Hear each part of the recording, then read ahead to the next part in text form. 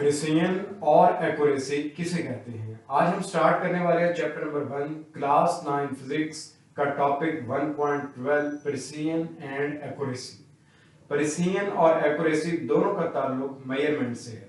जब हम किसी चीज की पैमाइश लेते हैं तो बाज़ दफा वैल्यू असल वैल्यू के बहुत ज्यादा करीब होती है, या उससे ज्यादा होती है या उससे कम होती है। मिसाल के तौर पर ये मेरे पास पेंसिल है। अब अगर इसकी लंबाई को या इसकी लेंथ को पैमाइश जब की जाएगी, अगर इसकी असल वैल्यू 10.5 सेंटीमीटर है, लेकिन जब किसी भी इंस्ट्रूमेंट का यूज करके इसकी पैमाइश ली गई तो 10.2 या 10.3 या 10.6 आ रही है, जबकि असल 10.5 है। और जो मेजर की है जब पैमाइश ली है तो वो थोड़ी सी ज्यादा होगी या थोड़ी सी कम हो गई है। आसान लफ्जों में जब हम किसी चीज की पैमाइश लेते हैं और उसमें एरर भी शामिल हो जाता है, इसी चीज को हम प्रिसिजन कहते हैं। और इसी एरर को जब हम रिमूव करते हैं तो वैल्यू बिल्कुल एक्यूरेट आती है। अब एरर को रिमूव कैसे करते हैं और एक्यूरेसी कैसे लेके आते हैं, एक्यूरेट वैल्यू कैसे लेते हैं, इसे फर्दर हम स्टडी करते हैं। अगर प्रिसिजन को डिफाइन किया जाए तो इसकी डिफाइन भी ये है, precision refers to how close together.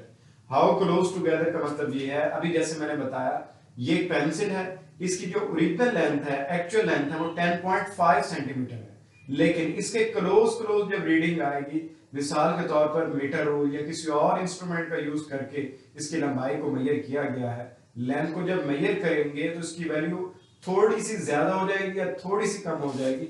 इसी चीज के बारे में बताया गया। प्रिसिजन रेफर मतलब इस तरफ इशारा कर रही है कि how close together a group of measurements actually are to each other. How close together a group of measurement का क्या मतलब है? इसका मतलब ये है कि अगर आपने 3 या 4 बार इसकी पैमाइश ली है, इसको बार बार इसकी लेंथ को मेजर किया है और हर बार वैल्यू 1-2 पॉइंट ऊपर हो जाती है, 1-2 पॉइंट नीचे हो जाती है, तो इसे हम कहते हैं ग्रुप ऑफ मेजरमेंट। जब बार बार रीडिंग ले रहे हैं, जबकि असल 10.5 है ओरिजिनल जो वैल्यू आएगी, और जो मेजर करते हुए आ रही है वो 10.4, 10.3 या 10.6 या 10.7 आ रही है। अब ये ग्रुप ऑफ मेजरमेंट्स हैं जिसमें वैल्यू चेंज हो रही है, एक्चुअल नहीं आ रही, जो कि 10.5 है। इसी चीज को हम कहेंगे ये प्रिसिजन होगी। So precision refers to how close together a group of measurements actually are to each other. Further इसमें एक एग्जांपल को देखते हैं। Length of a pencil is 10.5 centimetre. ये पेंसिल है जिसकी लेंथ 10.5 सेंटीमीटर है, लेकिन when we measure it its reading was 10.2 centimetre and 10.3 centimetre. तो वही चीज जो मैंने पहले बताई है, ओरिजिनल एक्चुअल वैल्यू 10.5 है, लेकिन जब किसी इंस्ट्रूमेंट को यूज करके इसकी लेंथ को मेजर किया गया तो इसकी वैल्यू 10.3 या 10.4 है, जबकि ओरिजिनल 10.5 है। अब this means 10.2 centimetre and 10.3 centimetre is precise measurement and 10.5 is accurate measurement. Accurate measurement का पता चल गया, जो एक्चुअल वैल्यू है, जब आप असल जो उसकी वैल्यू है, असल लंबाई है, जब उसे मालूम कर लेंगे वो एक्यूरेट वैल्यू कहलाएगी। और जब एरर के साथ वैल्यू ले रहे हैं, जबकि ओरिजिनल वैल्यू कुछ और है, जो आप मेजर करें उसमें थोड़ा सा फर्क है, जैसे 10.5 एक्चुअल और 10.4 और 10.3 जो है वो प्रिसाइज वैल्यू है जिसमें एरर शामिल है, क्योंकि ओरिजिनल वैल्यू तो नहीं आई, तो ओरिजिनल वैल्यू और जो हमने मालूम किया उसमें थोड़ा सा फर्क है, तो वो प्रिसाइज वैल्यू कहलाएगी।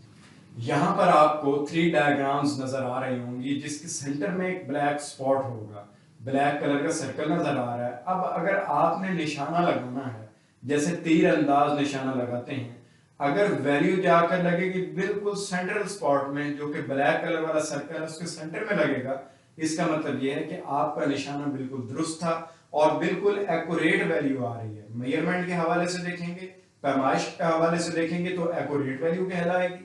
जब तीर चलाने वाला तीर चलाएगा और वो ब्लैक वाले सर्कल की बजाय बाहर वाली साइड पे जाकर लगेगा, मतलब ब्लैक सर्कल के बिल्कुल करीब करीब लगेगा, तो ये वाली वैल्यू प्रिसाइज वैल्यू कहलाएगी। बिल्कुल इस तरह से थोड़ा सा दूर हो जाएगा, पहले ब्लैक सर्कल के करीब था, अब ब्लैक सर्कल से भी थोड़ा सा और दूर जाकर लगेगा अगर तीर, तो फिर ये और प्रिसाइज वैल्यू होगी, मतलब इसमें बहुत ज्यादा एरर होगा। ये ऐसे ही जैसे 10.5 एक्चुअल वैल्यू थी और यहाँ पर 10.5 जो है ब्लैक स्पॉट बता रहा है, ब्लैक कलर का सर्कल है, ये 10.5 को बता रहा है, और जैसे जैसे इससे दूर जाते जाएंगे वैल्यू कम होती जाएगी।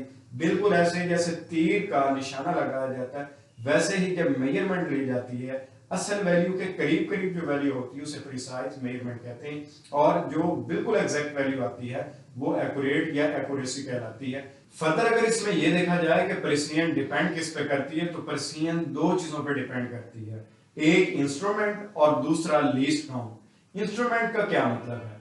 जब हम किसी भी चीज की पैमाइश ले रहे हैं, मिसाल के तौर पर स्टॉप वॉच के जरिए वैल्यू ले रहे हैं, तो उसमें दो तरह की स्टॉप वॉच होगी, एक डिजिटल और दूसरी एनालॉग। एक के अंदर सुइयां होंगी और एक के अंदर डिजिट शो हो रहे होंगे।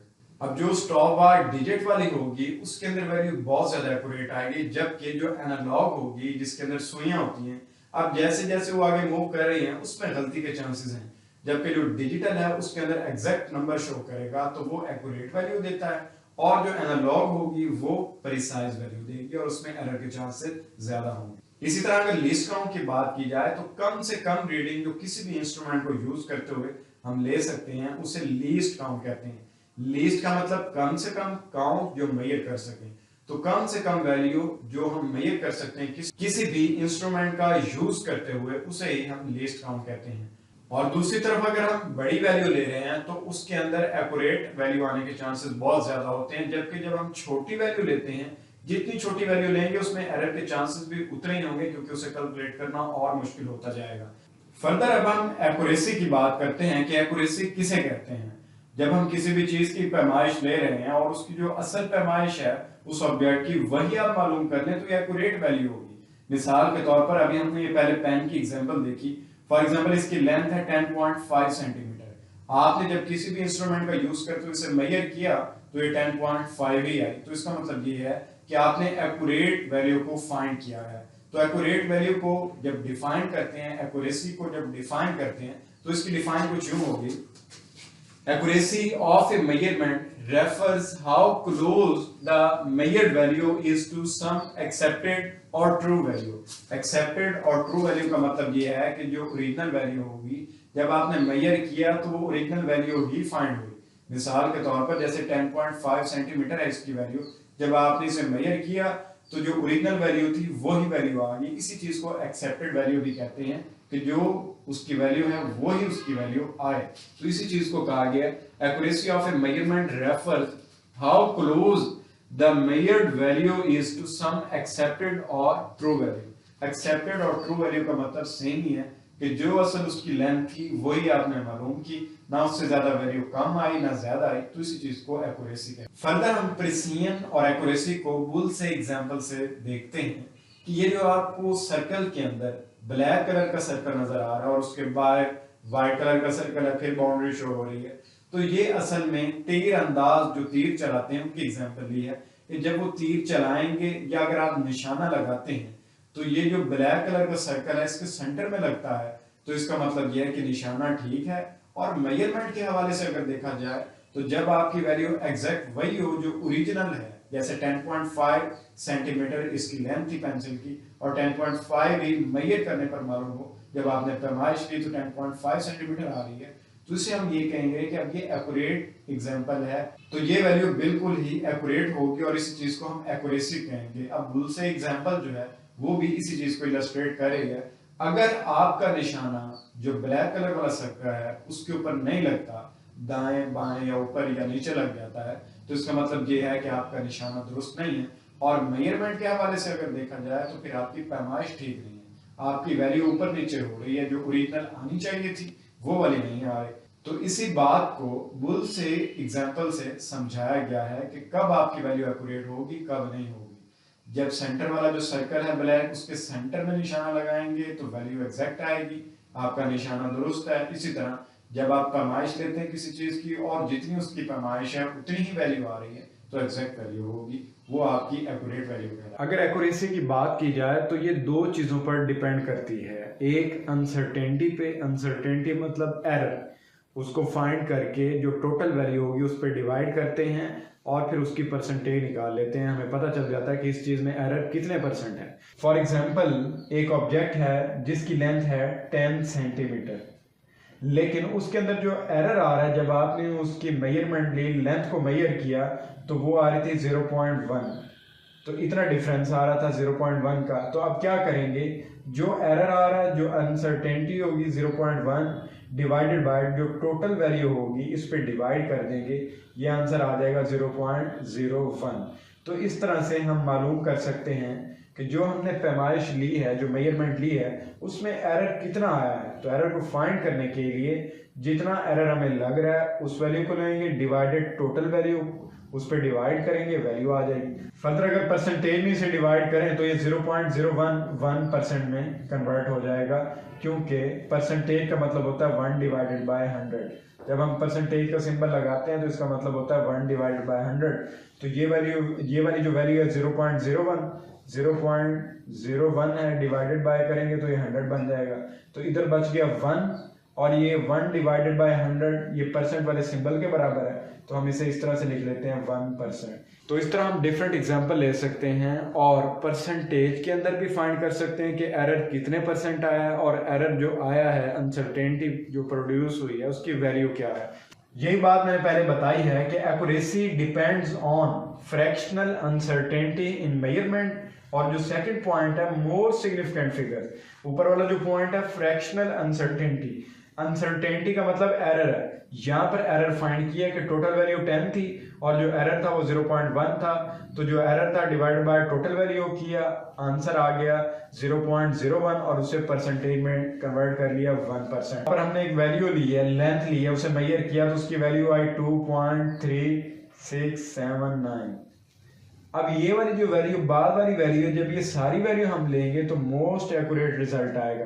बजाय इसके कि अगर हम ये अगर कहें कि 2 सेंटीमीटर लेंथ आई है या 2.3679 आई है, तो ये वाली वैल्यू मोस्ट एक्यूरेट होगी। मतलब इसमें नंबर ऑफ सिग्निफिकेंट कितने होंगे, बहुत ज्यादा होंगे, बजाय इसके कि इसमें एक ही सिग्निफिकेंट नंबर है, तो ये 2 है। तो इसमें हम जितनी बड़ी वैल्यू लेते हैं उतनी ज्यादा एक्यूरेट वैल्यू होती है। लेकिन सिग्निफिकेंट फिगर को जब फाइंड करते हैं तो पॉइंट के बाद 2 वैल्यूज लेनी होती हैं, तो वो भी एक्यूरेट ही मानी जाती हैं। इसकी यहाँ पर एक एग्जांपल है, 1.1 सेंटीमीटर एक ऑब्जेक्ट की लेंथ ली है, ये इतनी एक्यूरेट नहीं होगी। 1.13 सेंटीमीटर जो लेंथ लेंगे ये मोस्ट एक्यूरेट होगी, क्योंकि इसमें नंबर ऑफ सिग्निफिकेंट 3 हैं। अब हम कुछ डिवाइसेस के बारे में बात करेंगे जो कि टाइम को मेजर करती हैं, और कुछ बहुत ज़्यादा छोटे लेवल पर जाकर टाइम को मेजर करती हैं और कुछ ज़रा बड़े लेवल पर वैल्यू को फाइंड करती हैं। हम उनकी वैल्यूज़ को भी देखते हैं और ये भी देखते हैं कि उन डिवाइसेस का नेम क्या है और वो वैल्यू कितनी फाइंड करते हैं। अगर इसमें सबसे पहले बात की जाए तो वो है एटॉमिक क्लॉक, और ये शॉर्ट इंटरवल के लिए टाइम को मेजर करती है। इसकी वैल्यू है 10⁻⁻10 सेकेंड। मतलब कि एटॉमिक क्लॉक जो टाइम मेजर करती है कम से कम वो 10⁻⁻10 है। दूसरी डिजिटल स्टॉप वॉच है और ये ±0.01 सेकेंड। मतलब इसमें जो वैल्यू आएगी एक्यूरेसी की 0.01। इसका मतलब ये है कि जब भी हम वैल्यू कैलकुलेट करेंगे या तो वो प्लस करेंगे या वो माइनस करेंगे। 0.01 सेकेंड असल में वो टाइम है जो डिजिटल स्टॉप वॉच के जरिए मेजर किया जा सकता है। उसके बाद है analogue stopwatch. Analogue stopwatch के बारे में मैंने पहले बताया था, ये वो वाली वॉच होती है जिसके अंदर नीडल्स होती हैं, सुई होती हैं, तो इसके अंदर 0.1 सेकेंड इसकी वैल्यू है। इसके बाद है टिकर टेप टाइमर, और इसमें जो वैल्यू टाइम की कैलकुलेट कर सकते हैं वो 0.02 सेकेंड है। इसी तरह फर्दर जो क्लॉक्स हम घरों में इस्तेमाल करते हैं उसके अंदर टाइम को आवर्स के अंदर घंटों के हिसाब से, मिनट और सेकंड के हिसाब से टाइम को मेजर कर सकते हैं। फर्दर पेंडुलम क्लॉक है। पेंडुलम क्लॉक के अंदर भी ये भी हम घरों के अंदर कॉमनली यूज करते हैं, जिसके नीचे एक पेंडुलम होता है जो मूव कर रहा होता है कंटिन्यूअसली।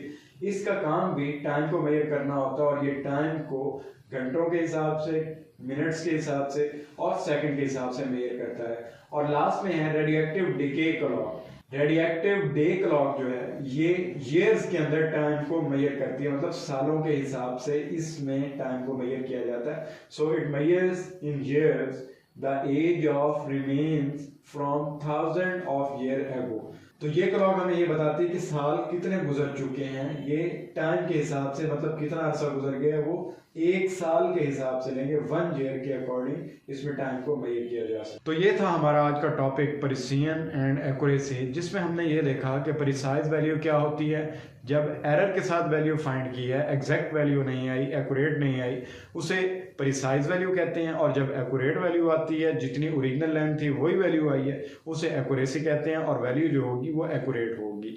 फर्दर इसमें हमने टाइम के हिसाब से कुछ इंस्ट्रूमेंट्स को डिटेल से देखा कि वो टाइम को कैसे मेजर करते हैं। तो ये था हमारा आज का टॉपिक जो कि मेजरमेंट्स के हवाले से था।